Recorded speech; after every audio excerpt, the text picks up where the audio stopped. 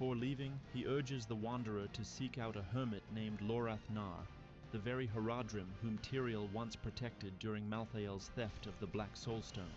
Together, Lorath and the Wanderer travel to the great city of Kiovashad. From there, Lorath sets out in search of the mysterious pale man the Wanderer had seen beside Lilith in the vision at Navesk, while the Wanderer is tasked with earning the support of the cathedral and finding another Haradrim, Donan. The Wanderer arrives at the Cathedral of Light, where he reunites with Yosef and is introduced to Reverend Mother Prava, Inarius's most devoted follower. She speaks of a prophecy foretelling that the returned Inarius will bring a final end to Lilith. Prava also mentions rumors of a horned demoness sighted near the mining settlement of Yelesna. The Wanderer immediately sets out for the village. There he encounters the penitent knight Vigo and a young woman named Neyrelle, whose mother had fallen under the Daughter of Hatred's influence and gone in search of her. Neyrelle reveals that her mother possessed extensive knowledge of Haradric rituals, despite never belonging to the order itself. Together, the three descend into the mines and uncover a hidden passage leading into an ancient temple. Along the way, Vigo confesses that it was he who allowed Lilith and her followers passage into the tunnels, having briefly succumbed to the demoness's overwhelming presence. Ashamed, he abandons the group. Eventually, the Wanderer and Neyrelle find her mother deep within the temple, where she has performed a blood ritual to open the path forward. But Lilith's corruption has fully consumed her. Maddened beyond salvation, she turns on her own daughter. The Wanderer is left with no choice but to kill Neyrelle's mother. The girl is nearly shattered by grief, struggling with all her strength not to turn her hatred upon the Wanderer himself. Yet in time she regains her composure and devises a plan. The Wanderer must seek the blessing of the Cathedral of Light, without which they cannot continue deeper into the temple, while Neyrelle searches for the knowledge they still lack. Returning to the cathedral, the Wanderer learns that Reverend Mother Prava has departed for the fortress monastery of Kor Valar. Upon arriving there, he once again encounters Vigo, who has come seeking penance, tormented by his failure to stop their greatest enemy when he had the chance. Together they undertake a pilgrimage to 3 sacred sites. Having endured the trial, the Wanderer is deemed worthy of an audience with Inarius himself, yet the arrogant archangel merely mocks the mortal's desire to stop Lilith. Inarius believes completely that the prophecy, the spear of light piercing the heart of hatred, speaks of him alone.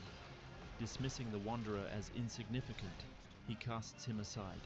With nowhere else to turn, the Wanderer returns to Prava, but she offers unexpected comfort, declaring that the mere fact he stands before her alive and untouched after meeting Inarius is proof enough that he is worthy of the cathedral's blessing.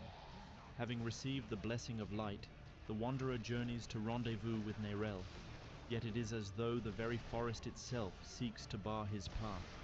For hours he wanders beneath twisted branches, battling demons in the dark without finding any trace of his companion. Then, without warning, he encounters the wolf once more, the same creature from the frozen cave that first awakened him. The beast speaks. Behind it opens a crimson portal, and the wolf beckons the Wanderer to enter. Beyond lies a hellish vision of the doomed town of Tristram. There, the wolf reveals his true identity, Mephisto, the Lord of Hatred, or rather, the fragment of his power that has managed to restore itself over the passing years. Mephisto offers the Wanderer an alliance, for even one of the prime evils stands to gain from the death of his own daughter. Leaving the mortal to consider the offer, the Lord of Hatred opens a portal leading at last to Neyrelle. Together with Neyrelle, the Wanderer discovers an old Haradric vault. Within its hidden chambers, Neyrelle uncovers the spells they require, and together they return to the ancient temple beneath the mines, to the place where her mother died. Using necromantic rites drawn from an arcane tome, Neyrelle briefly raises her mother from death. The spirit reveals the path into the deepest reaches of the temple before the spell fades, and her body collapses lifeless once more. Neyrelle asks the Wanderer to continue alone while she remains behind, to bury her mother. Beyond lies the temple of Rathma, son of Inarius and Lilith, and the first Necromancer of Sanctuary. As the Wanderer pushes deeper through the ancient ruins, It becomes clear that demonic corruption has infested the place for some time. Along the way, spectral visions reveal fragments of Rathma's final conversation with Inarius. The Archangel had arrived here long before anyone else, seeking the key to the gates of hell. But Rathma, the true author of the prophecy concerning the Spear of Light, refused to surrender it to his father. Enraged, Inarius murdered his own son. Deeper within the temple, the Wanderer discovers the body of the first Necromancer, and beside it, a pool of Lilith's blood. Through the strange bond forged by her blood petals, the Wanderer witnesses another vision. Lilith herself had come here before him. She found her son's corpse, and discovered within Rathma's staff the key to Hell's Gate. Standing over the fallen Necromancer, she vowed that his sacrifice would not be in vain. The Wanderer then journeys to Skosglen, an ancient land of primeval forests, savage beasts, and druids. There he seeks Donan, Lorath's old companion, and one of the region's greatest heroes. Upon arriving, the Wanderer finally meets Donan and his son, Yorin, a young penitent knight.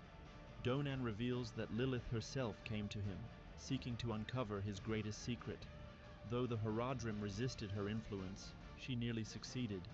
The secret concerned the Soul Stone imprisoning Astaroth, a powerful demon and servant of Mephisto. Long ago, Donan and 2 druids defeated the demon and sealed him away, keeping both the prison's location and the method of release hidden from the world. But the 3 allies had long since drifted apart, and no longer spoke to one another. The Wanderer offers to seek out the druids and ensure they remain safe. The first he finds is Irida. Tragically, the once revered heroine has joined Lilith, believing her people had grown weak and soft, and that only suffering and hardship could forge them anew. Worse still, she willingly surrendered part of the secret to the Daughter of Hatred. The Wanderer is forced to battle the druidess, and ultimately slay her. The second druid is Nephane. Unlike Irida, he resisted Lilith's corruption. For his defiance, the Daughter of Hatred tore away the lower half of his body and fused what remained into a living tree. Unable to die, Druid endures endless agony as blood pours eternally from his mutilated flesh into caverns beneath the roots. There, the blood gives birth to a monstrous 3-headed wolf-like abomination. The Wanderer battles the beast, but the creature escapes into the darkness. Broken by torment, Druid confesses that under such unbearable suffering, he revealed part of the secret as well. Begging for release at last, the Druid asks the Wanderer to end his misery, and so the Wanderer grants him death. The Wanderer makes for a fortress of the penitent knights near Donan's estate, hoping to reach the Haradrim in time, but Lilith has already been there. It is revealed that the fortress itself was originally built to serve as the prison for Astaroth's soul stone. Lilith discovered the stone and struck a bargain with the imprisoned demon. As a servant of her father, Astaroth would grant her safe passage into Mephisto's infernal domain, and in return Lilith would free him from the soul stone's captivity. She drives the soul stone into the forehead of Yorin, Donan's son.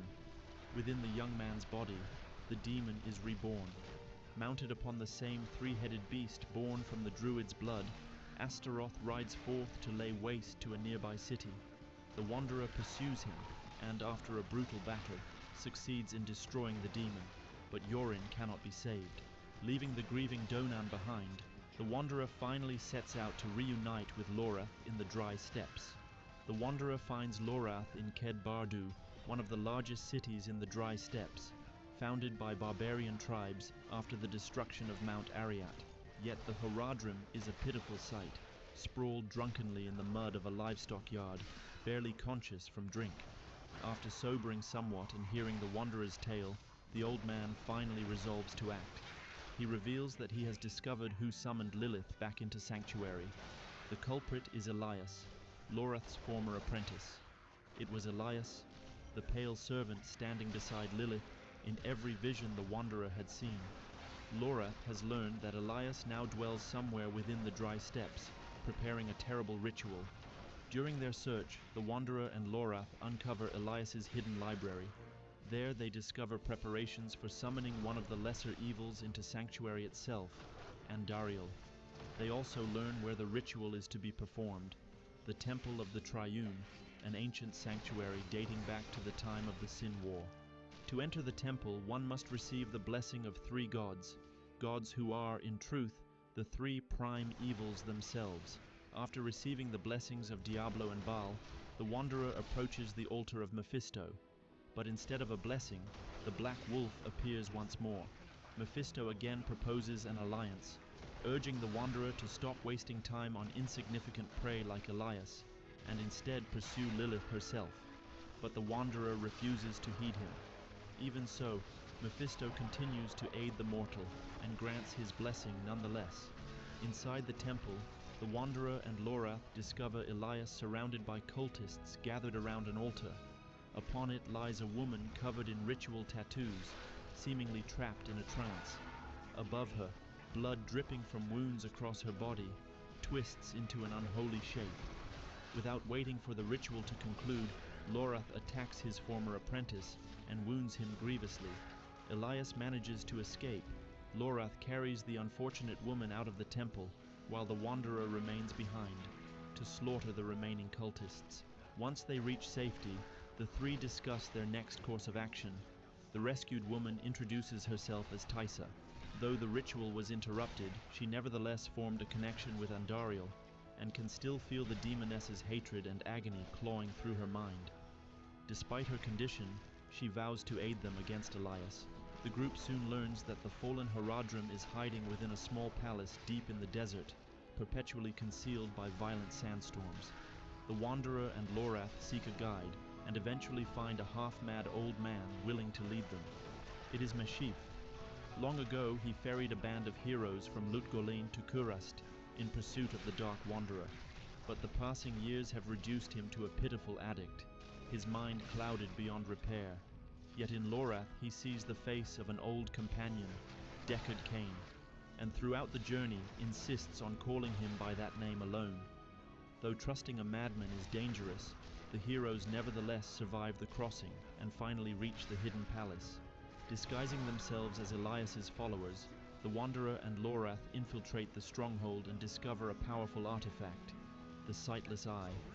Long ago, this relic was guarded within the monastery of the Sisterhood during the hunt for the Dark Wanderer. The artifact grants the power to locate anyone and observe them unseen. Soon after, the group encounters Elias himself and defeats him. Yet moments later, they find him again in a neighboring chamber, completely unharmed. Time and again, the Wanderer slays the fallen Haradrim, and each time Elias returns as though death itself holds no claim over him. With no other choice, Lorath and the Wanderer flee the palace with the artifact in hand. But at the gates, they discover that Meshif has been mortally wounded by cultists. The old adventurer dies in the hero's arms. Lorath and the Wanderer return to Taisa at their makeshift refuge, an abandoned chapel standing at the edge of the desert. Using the Sightless Eye, they locate Lilith and Elias. But the demoness proves powerful enough to sense the artifact's gaze upon her. Even so, the heroes manage to overhear part of the conversation between the Daughter of Hatred and the fallen Haradrim. Lilith intends to descend into hell itself, find the essence of her father, and consume his power. Should she succeed, no force in Sanctuary or the burning hells would be capable of stopping her. Lorath devises a desperate plan. They will reforge Astaroth's soulstone and use it to imprison Lilith herself. But to accomplish this, they once again require Donan's aid. The Wanderer retrieves the Haradrim and brings him to a hidden Haradric vault, where Lorath and Neyrel are already waiting. Taisa, meanwhile, remains behind at the chapel in the desert. After discussing their plan, the heroes return to the church, only to discover that Lilith traced the Sightless Eye back to its source. Elias has already arrived. He completes his ritual, using Taisa as an interdimensional conduit, and summons Andariel into Sanctuary. The Maiden of Anguish, one of the lesser evils, emerges amid horrifying screams and unholy torment. But after a brutal struggle, the Wanderer defeats the monstrous demoness and banishes her back into hell once more. Miraculously, Taisa survives. She reveals that her connection to Andariel has finally been severed. Taisa also tells the heroes that the secret of Elias's immortality may be hidden within the jungles of Hawazar, a deadly land of swamps, rot and ancient darkness.